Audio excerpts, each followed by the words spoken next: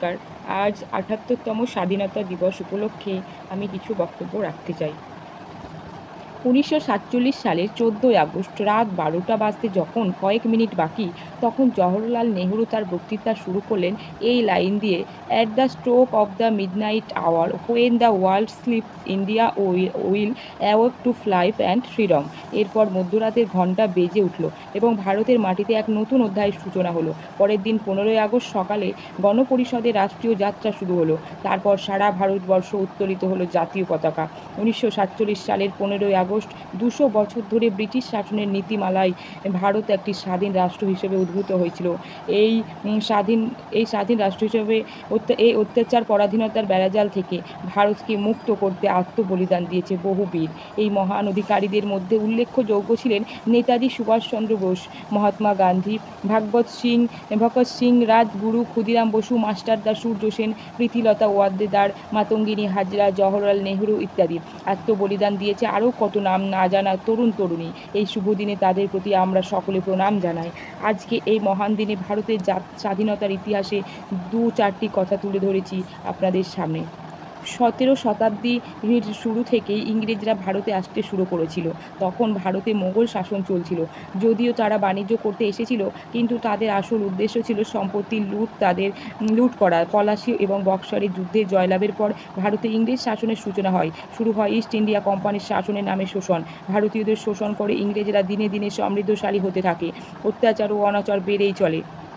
কোনো জায়গার উত্তরাধিকারী না থাকলে সেই জায়গা ইস্ট ইন্ডিয়া কোম্পানির দখলে চলে যেত। এরপর মঙ্গল পাণ্ডের নেতৃত্বে সেই ঐতিহাসিক সিপাহী বিদ্রোহ শুরু হয়। এই আন্দোলনে ব্যর্থ হলে মঙ্গল পাণ্ডেকে ফাঁসির সাজা দেওয়া হয়। ১৮৮৫ সালে ইন্ডিয়ান ন্যাশনাল কংগ্রেসের জন্ম হয়, যা ভারতবর্ষের স্বাধীনতা আন্দোলনের প্রাণ প্রতিষ্ঠা করে। সেই সময় পশ্চিমবঙ্গের বহু শিক্ষিত যুবক বন্দে মাতরম ধ্বনি উচ্চারণ করতে থাকেন। বাংলায় ব্রিটিশ বিরোধী মনোভাব শুরু হতে দেখে লর্ড কার্জন বাংলাকে বিভক্ত করার সিদ্ধান্ত নেন। খুব চালাকির সাথে ব্রিটিশ সরকার বাঙালিদের আলাদা করে দেয়। শুরু হয় বঙ্গভঙ্গ আন্দোলন। এই সময় বাংলা থেকে উঠে আসে ক্ষুদিরাম বসু, প্রফুল্ল চাকি, বিনয় বাদল দীনেশের মতো সাহসী বিপ্লবীরা, যারা ব্রিটিশদের বিরুদ্ধে অস্ত্র তুলে নিয়ে হাসি মুখে আত্মবলিদান দেন।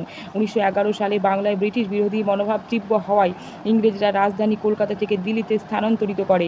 তবুও আন্দোলন থামেনি, বরং আরও তীব্র হতে থাকে। ব্রিটিশ বিরোধী জনমতকে দমাতে রাওলাট আইন পাশ করা হয়, যার ফলে কাউকে কিছু না বলেই গ্রেপ্তার করা হয়। এর প্রতিক্রিয়ায় সারা ভারতবর্ষ রাওলাট সত্যাগ্রহ আন্দোলন শুরু হয়। একসাথে ৪ জনকে দেখলে গুলি করা হতো।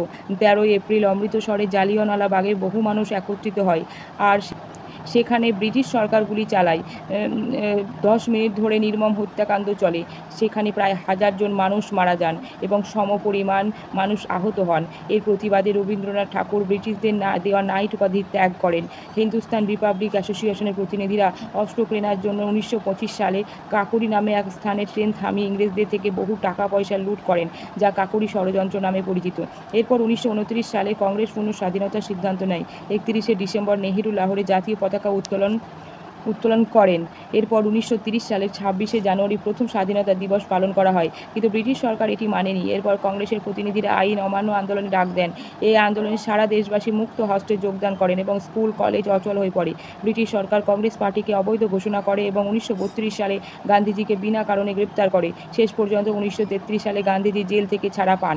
এরপর শুরু হয় সত্যাগ্রহ আন্দোলন। এরপর ভারতবর্ষে নেতাজি সুভাষচন্দ্র বসুর আগমন ঘটে। তিনি বুঝেছিলেন ভারতবর্ষের স্বাধীনতার জন্য যুদ্ধের প্রয়োজন হবে এবং বহু রক্তের বলিদান দরকার হবে। এরপর তিনি ফরওয়ার্ড ব্লক প্রতিষ্ঠা করেন। দ্বিতীয় বিশ্বযুদ্ধ শুরু হলে নেতাজি বন্দী হয়ে যান, কিন্তু চালাকির সাথে পালিয়ে জাপানে চলে যান। সেখানে আজাদ হিন্দ ফৌজ গঠন করেন, যা পরবর্তীতে ব্রিটিশ সরকারকে নাজেহাল করে তুলেছিল। দ্বিতীয় বিশ্বযুদ্ধে জাপানের পরাজয়ের পর আজাদ হিন্দ বাহিনী দুর্বল হয়ে পড়ে। তার লড়াকু মনোভাব আজও ভারতের মানুষকে অনুপ্রাণিত করে।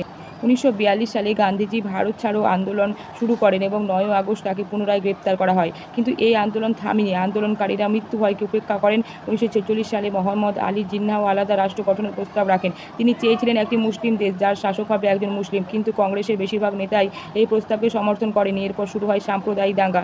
এই দাঙ্গা শান্ত করতে সকলের সমর্থনে পাকিস্তানের জন্ম হয় এবং ১৫ই আগস্ট মধ্যরাতে ভারত স্বাধীন হয়। অবশেষে ইংরেজরা চলে গেলেও নিজেদের মধ্যে দ্বন্দ্বে বাঁধিয়ে দুই ভাগে বিভক্ত করে গেছে। আজকে আজকের এই মুহূর্তপূর্ণ দিনে দিল্লির লাল কেল্লা থেকে শুরু করে সমস্ত অফিস, বিশ্ববিদ্যালয়, কলেজ এবং অন্যান্য শিক্ষা প্রতিষ্ঠানে পতাকা উত্তোলন করা হয়েছে। নানা ভাষা, নানা ধর্ম, নানা বর্ণের দেশ আমাদের ভারতবর্ষ, তথাপি বৈচিত্র্যের মধ্যে ঐক্য বিরাজমান। আমরা ভারতবাসী। বলো বলো সবে শতবিনা বেনু রবে ভারত আবার জগৎ সভায় শ্রেষ্ঠ আসন লবে।